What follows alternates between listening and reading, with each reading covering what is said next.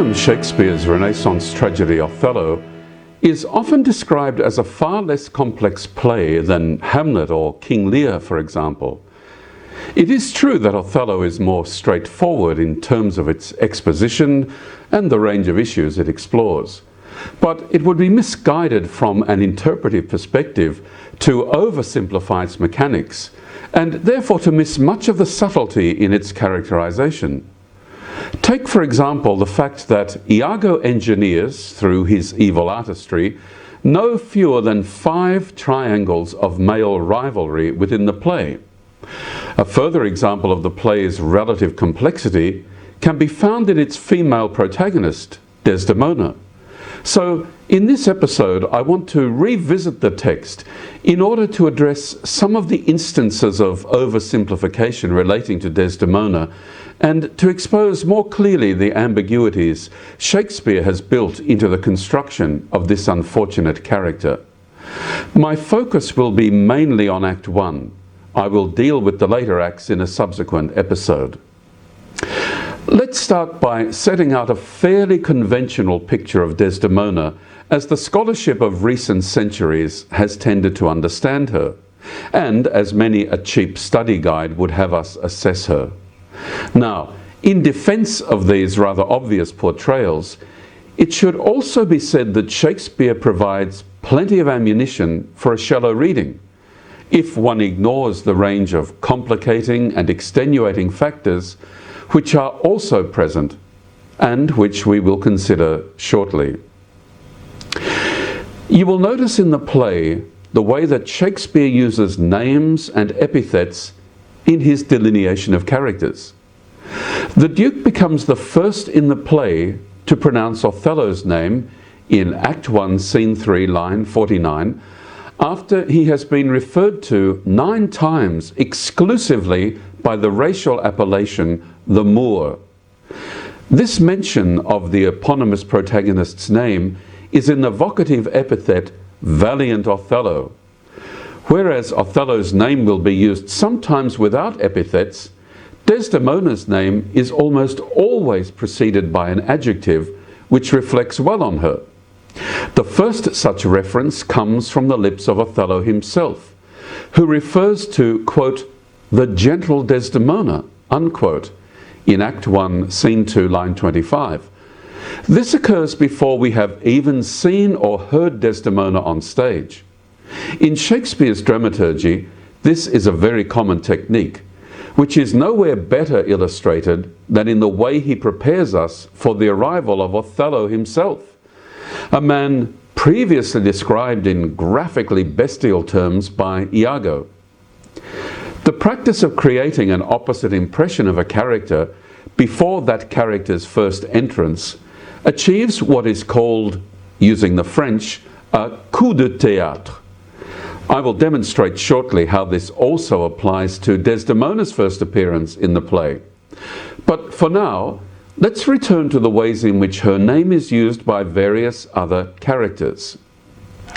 After his first reference to her as gentle, Othello subsequently calls Desdemona a, quote, fine woman, a fair woman, a sweet woman, unquote, who is, quote, virtuous, unquote, quote, honest, unquote, quote, gentle, unquote, quote, obedient, unquote, and a, quote, beauty, unquote, crowning the terminology in Act 4 with the negative comparative, quote, the world hath not a sweeter creature, unquote. Other characters follow Othello's lead, always making Desdemona's name into a complimentary epithet. Cassio calls her, quote, divine Desdemona, unquote, quote, virtuous Desdemona, unquote, progressively amplifying his admiration with superlatives, as in, quote, the most exquisite lady, unquote, the, quote, most fresh and delicate creature, unquote, even referring to her as, quote, perfection, unquote. Lodovico praises Desdemona as, quote, an obedient lady, unquote, while Iago characterizes her as, quote, fair and wise, unquote. Emilia describes her as, quote, honest, chaste and true, unquote, an angel, or simply, quote, the sweetest innocent, unquote. As a consequence of this veritable barrage of endorsements, the audience is encouraged to perceive Desdemona as pleasant, pure and noble, despite a whole set of factors which ultimately expand her character well beyond these descriptors. She fits the stereotype perfectly, that is, if you wish to see her only as a stereotype. What is important dramaturgically to Shakespeare in this regard, then, is establishing the apparent innocence of Desdemona as a foil to the egregious culpability of the male protagonists. Apart from this generic set of adjectives which Shakespeare uses to evoke an almost stereotypical and saccharine set of personal qualities for Desdemona, he also establishes by aspects of her behaviour early in the play that she in some regards is an intelligent girl and a clear thinker.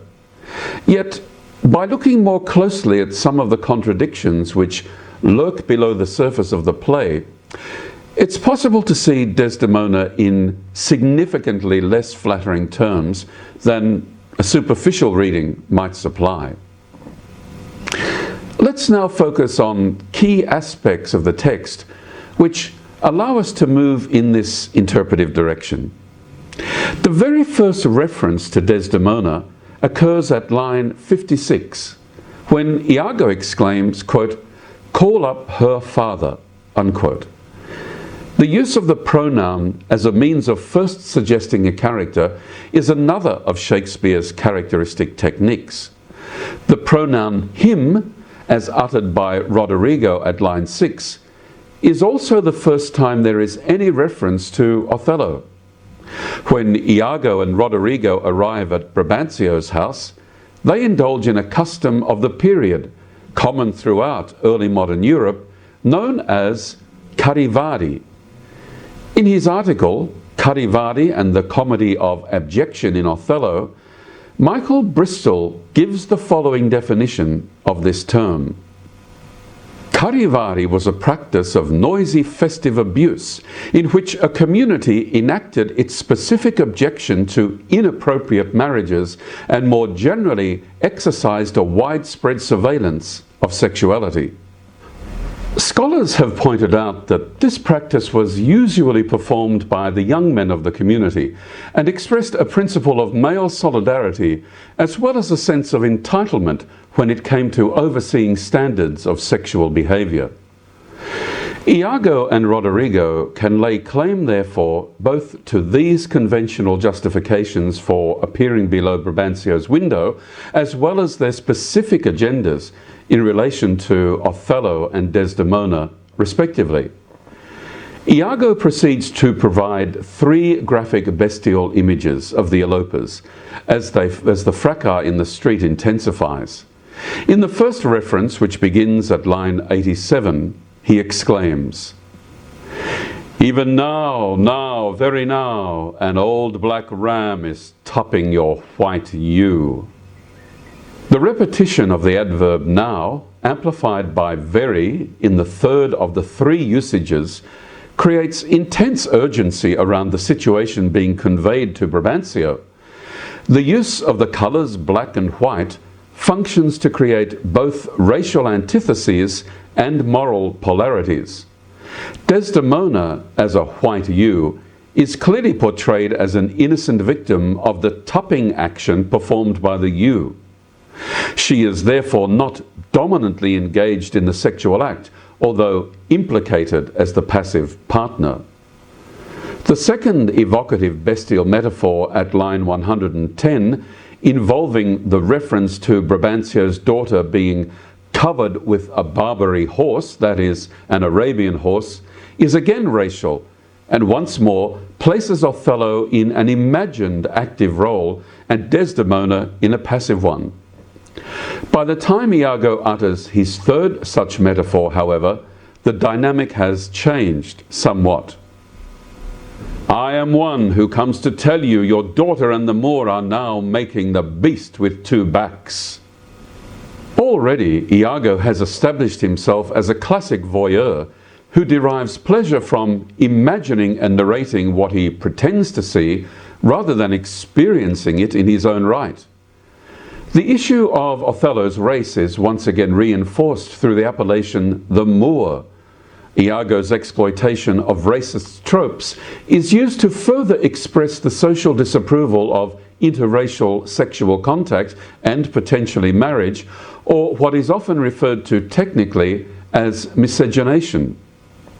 These behaviours are clearly at the heart of the practice of karivari as we have seen it defined. This marriage is inappropriate in the eyes of any conventional Venetian. But what is even more significant in these two lines of text is the insinuation that Desdemona is equally involved in the transgressive behaviour to which Iago is alerting her father. Both of the lovers are making what Iago calls the beast with two backs. To underline the vulgarity of the imagery, Shakespeare allows the text to descend from blank verse to prose at this point. Thus far in the play, this sort of thing is all we know about Desdemona. She is an anonymous daughter involved illicitly with a black man, and her name has not yet been used. All of this is what we might call secondary characterization as far as Desdemona is concerned. The primary characterization will occur, of course, when she comes on stage. Now, numerous questions about the characters abound for the audience at this still early stage in Shakespeare's exposition, but the playwright continues to position us through various techniques in our evolving assessment of the characters. The secondary characterization of Desdemona, for example, is further developed following the karivari incident by Brabantio's reaction to finding that his daughter is not at home. "O heaven, how got she out? O treason of the blood! Fathers, from hence trust not your daughters' minds by what you see them act." So, it would seem from her father's reaction that we have a transgressive daughter in this instance who, A, has escaped the family home surreptitiously and without her father's consent, B, who, even worse, has betrayed him and his right to approve a husband for her, and C, who has broken social convention by marrying a black man. And we are given all these impressions of her and information about her before she even appears, which Shakespeare is going to hold off for another two scenes. So far, it has been a tumultuous night. Surely Desdemona must be on some kind of emotional high, and Othello as well. They have eloped with the risk of being discovered. This is their wedding night. We have every reason to believe, on the basis of Iago's rantings, that Othello is an uncivilized, sex-crazed barbarian, which would certainly reinforce the prevailing Jacobean stereotype, and that Desdemona is likely to be a headstrong romantic with little regard for Venetian social convention. We even know that Desdemona has been pursued by Roderigo, and that she could well have married a Venetian husband had she wished to. Roderigo, of course, is Iago's rather pathetic lapdog, but we will learn later on in the play that Desdemona has had no shortage of suitors from among the young and eligible Venetian men. What Shakespeare has managed to make possible, without necessarily making it real within a single scene, is quite remarkable. Remember too that we have not yet met Othello on stage. And when we do at the start of scene 2, he seems to be strolling along in easy conversation with Iago. War is their immediate topic of conversation, and Desdemona is nowhere to be seen. Is this the same man Iago was talking about as he shouted up to Brabantio's window? And is this the same Iago from whose lips were uttered such vulgar metaphors? Othello, of course, has been summoned to the Sagittary, since war with the Turks is brewing, and his services as a distinguished general will be required. However, a few moments later, an enraged Brabantio appears to address the issue of his daughter's disappearance. While efforts are made to find her, Othello summarizes the origins and flowering of their romance. It transpires, rather ironically, that he has frequently been a guest in Brabantio's house, on which occasions the senator would ask him questions about his past. Othello seemed only too eager to respond in substantial detail, going right back to his youth. I ran it through, even from my boyish days, to the very moment that he bade me tell it, wherein I spake of most disastrous chances, of moving accidents by flood and field, of hairbreadth scapes in the imminent deadly breach, of being taken by the insolent foe and sold to slavery, of my redemption thence. Othello's narrative has included its fair share of strange and exotic details. It was my hint to speak, such was my process, and of the cannibals that each other eat, the anthropophagi and men whose heads do grow beneath their shoulders. Shakespeare is clearly offering his audience these many wondrous adventures as well, so the passage works first as a dramaturgical technique, drawing on the very sharp and active imaginations of the period audience, and then within the play's exposition as the lure which elicits a fatal attraction. Othello tells the assembled dignitaries that Brabantio was not the only one captivated by these extended narratives.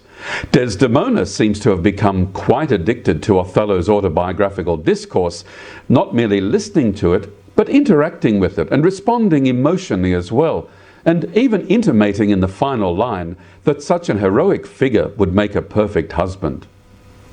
This to hear would Desdemona seriously incline, but still the house affairs would draw her thence, which ever as she could with haste dispatch, she'd come again, and with a greedy ear devour up my discourse, which I observing, took once a pliant hour and found good means to draw from her a prayer of earnest heart, that I would all my pilgrimage dilate, whereof by parcels she had something heard, but not intentively.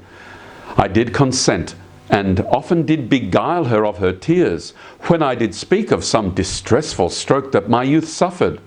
My story being done, she gave me for my pains a world of sighs. She swore in faith 'twas strange, 'twas passing strange, 'twas pitiful, 'twas wondrous pitiful. She wished she had not heard it, yet she wished that heaven had made her such a man. The speech contains several references to manipulative behaviour on Othello's part, as he registers Desdemona's mounting interest in his story. She, for her part, devours up his discourse with, quote, a greedy ear, unquote. He, for his part, readily obliges by expanding on the elements he had seemed to pass over. Othello's use of the verb beguile resonates uneasily with the accusations of conjuration made against him only moments before by Brabantio. This whole foregrounding episode is masterfully constructed by Shakespeare and works as many of the longer speeches do at multiple levels. For our purposes, though, what matters most at this stage is how Othello's narrative concludes. She loved me for the dangers I had passed, and I loved her, that she did pity them. This only is the witchcraft I have used. Here, by the way, the conjunction that in line 169 means because, and the verb pity means to show a loving sympathy towards. This is such a critical passage in the text. Othello is straight out admitting a narcissistic motive for his relationship with Desdemona. In effect, he fell in love with the image of himself and his conquests reflected back to him by Desdemona. Hardly a watertight basis for a successful interpersonal relationship. Furthermore, look at line 170 again. Quote, this only is the witchcraft I have used, unquote. Now, the obvious reading is, I haven't used witchcraft at all. Remember that Brabantio has already accused Othello in several instances of using black magic to win over his daughter. But the statement is not actually a denial at all. it can also be read as a disguised confession. Look at the whole speech this way. Othello is able to make up whatever he wants about his adventures prior to taking up office in Venice because no one is in a position to contradict him. They simply weren't there to see or know otherwise. Iago can vouch for the fact that Othello is an excellent soldier and general because he is his ancient and has fought alongside him, but only for the period since Othello's arrival in Venice. Shakespeare exploits this potential vulnerability when he has Iago say to Roderigo in Act 2, "Mark me with what violence she first loved the Moor, but for bragging and telling her fantastical lies. And will she love him still for prating?" Prating, by the way, means boasting or talking nonsense. Now, Iago has every reason to tell his own lies about Othello, but by this stage, probably not to Roderigo, who requires no further reason to despise Othello. Also, Iago is not present when Othello explains to the dignitaries that he had wooed Desdemona with his life story, so Iago must have heard it on at least one other occasion, and most likely from Othello himself. It can't be denied that, even in this live retelling, Othello has once again worked a kind of narrative magic that fascinates and draws in his new male listeners, such that the Duke exclaims, "I think this tale would win my daughter too." All of this is not to say definitively that Othello's narrative is confected, but it is to say that Shakespeare puts a question mark or two next to it and uses this measure of doubt to potentially subvert the relational dynamic established between Othello and Desdemona. Unresolved issues and question marks do not augur well for any human enterprise, least of all a contract of married love, and married miscegenational love at that. I'll return at this point to the claim I made at the start about the interpretations which have tended to prevail in recent centuries of Shakespearean criticism. They provide a point of contrast with the analysis I have just undertaken. In 1765, Samuel Johnson offered his interpretation of Othello's autobiographical speech in his essay on the play. Whoever ridicules this account of the progress of love shows his ignorance not only of history, but of nature and manners. It is no wonder that in any age or in any nation, a lady recluse, timorous and delicate, should desire to hear of events and scenes which she could never see, and should admire the man who had endured dangers and performed actions which, however great, were yet magnified by her timidity. While I don't claim to have ridiculed Othello's speech, I do claim to have examined it less credulously and more critically than Samuel Johnson has. Even so renowned a critic as A.C. Bradley, who wrote at the start of the 20th century, yields readily to the one-dimensional stereotype of Desdemona as all beauty and perfection, while also elevating her love for Othello. There is perhaps a certain excuse for our failure to rise to Shakespeare's meaning and to realize how extraordinary and splendid a thing it was in a gentle Venetian girl to love Othello. The so-called splendid thing to which Bradley refers is, of course, a flawed thing, and one which leads to an outcome which is far from splendid. I don't believe that Shakespeare is arguing for trying to show us how beautiful a thing it might be. As a dramatist, he is exploring the beliefs and prejudices of his audience, on which he relies for the theatrical impact of his play.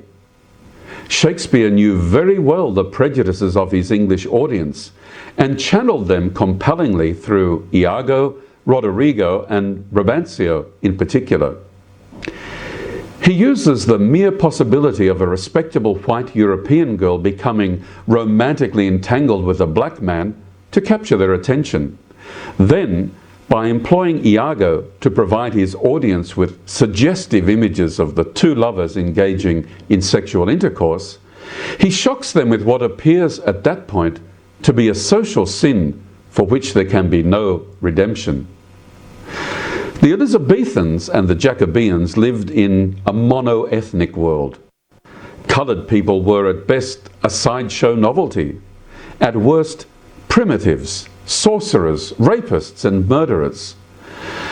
Othello even seems prepared to exploit his personal novelty by the dramatic accounts he gives of battles, strangely deformed humans, near-death escapes, and personal trials. It's also quite possible that Shakespeare was exploiting contemporary popular awareness of a visit made in August of 1600 by an ambassador from the King of Barbary, who came to London as the guest of Queen Elizabeth I for a 6-month residency at court.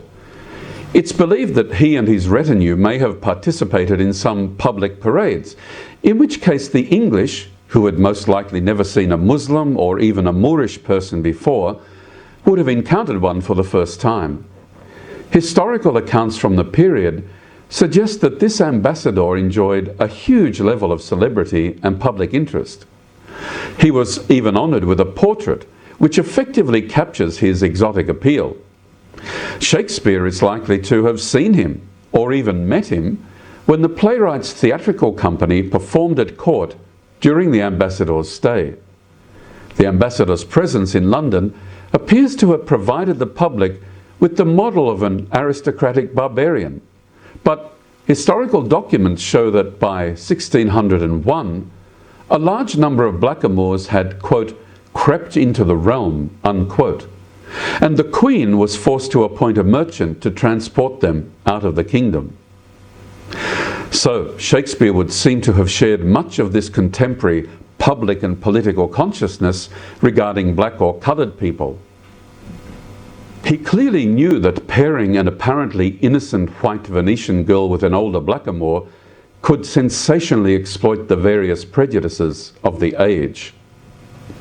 Now, returning to the text, let's remind ourselves once again that Desdemona has had a big night, her wedding night, no less, which is about to get a lot bigger. Iago has been dispatched to bring her before her accusers. Othello's instruction for this is as follows. Ancient, conduct them. You best know the place. Don't forget that Iago is the person in the play who knows Othello most intimately and has for the longest period. In the Renaissance era, it was customary for men to share their lives and intimate thoughts more readily with other men in a strong bond of homosocial friendship than with their wives, whom they saw mainly as childbearers and mothers, once the initial conquest of them had been won. Othello seems very aware of this when he talks about how much of his life has been spent on the tented field.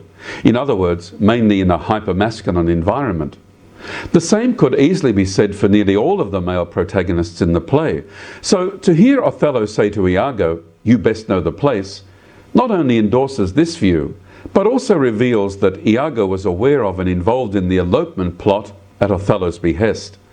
That's why he could confidently go to Brabantio's place with the news of Desdemona's transgression.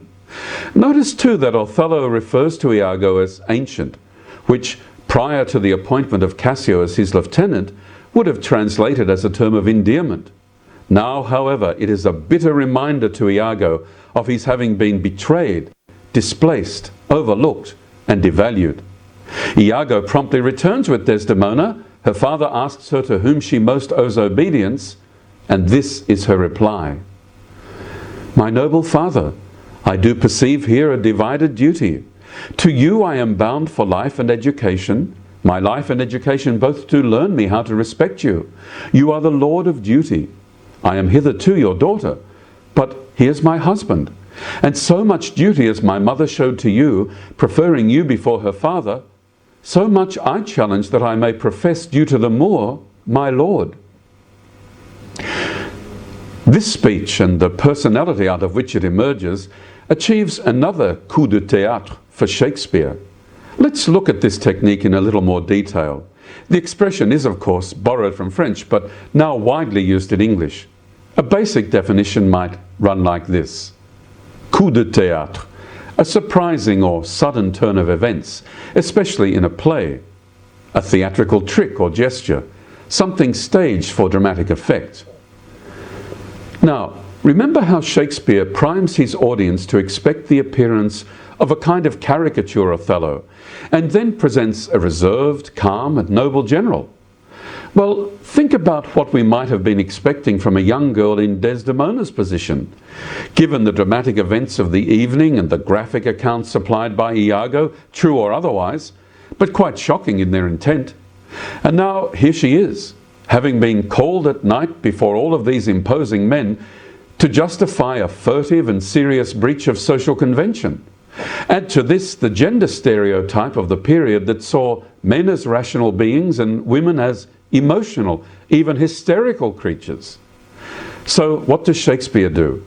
Tip all of this on its head and present a woman of measured rationality and obvious intelligence, and by so doing surprises his audience with a second major coup de théâtre. Now, let's look at the speech a little more closely. By addressing Brabantio as, quote, "my noble father," unquote, Desdemona sets a respectable and reserved tone for her 9-line apologia.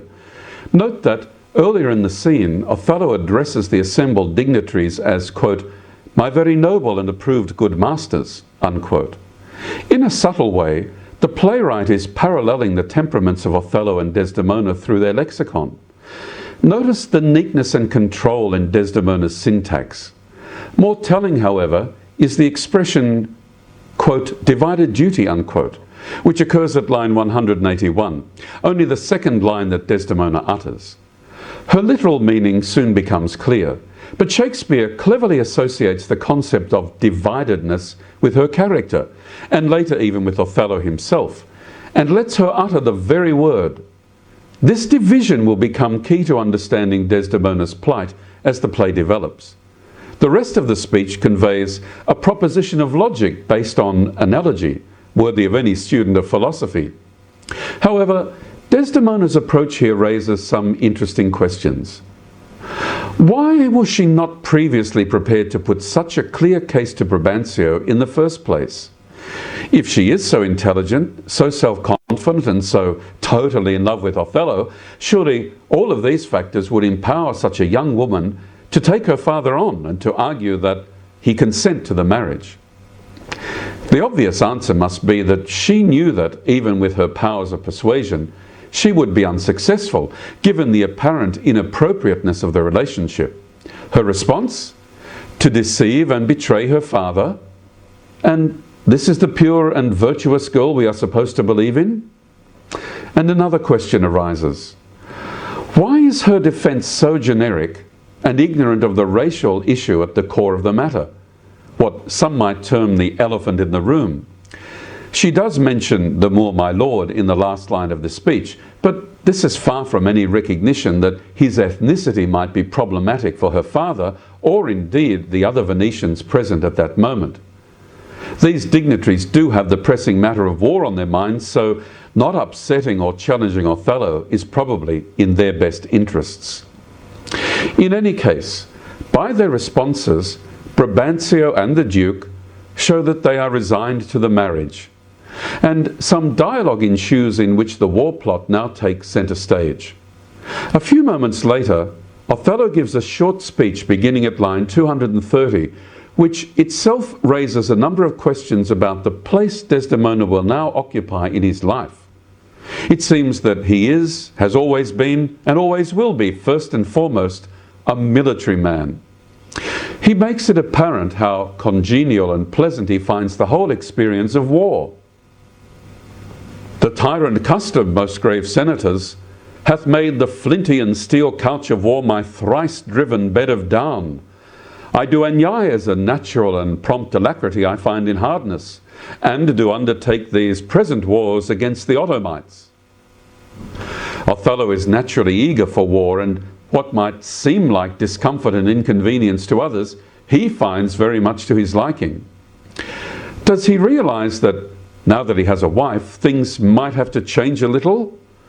Well, sort of, because the continuation of his speech partly addresses this matter.